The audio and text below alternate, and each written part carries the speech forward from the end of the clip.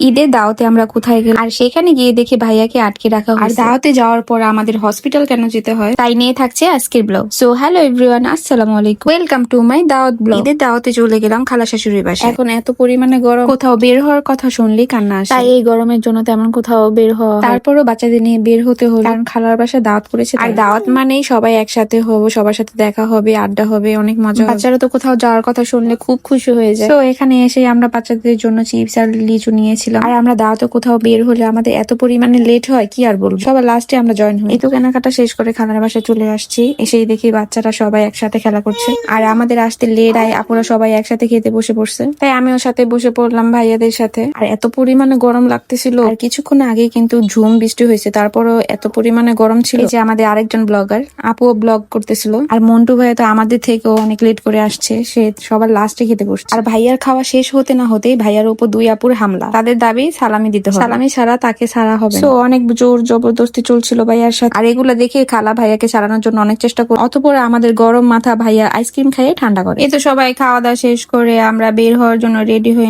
তাড়াতাড়ি করে বের হয়ে যাচ্ছি, কারণ আমরা এখান থেকে ডিরেক্ট আমরা হসপিটাল চলে যাব। মেয়ে অসুস্থ, তাই গতকাল ডক্টরের সিরিয়াল দিয়ে রাখছি, তাই খালার বাসা থেকে সরাসরি হসপিটাল চলে আসি। তো সেখানে আমরা বেশি লেট করিনি, ডক্টর দেখানোর শেষে কাউন্টার থেকে ওষুধ নিয়ে বাসায় চলে আসি। সো আজকের ব্লগটি এতটুকুই। সবাই ভালো থাকবেন এন্ড সুস্থ থাকবেন, আমাদের জন্য অনেক অনেক দোয়া করবেন এন্ড আল্লাহ হাফেজ।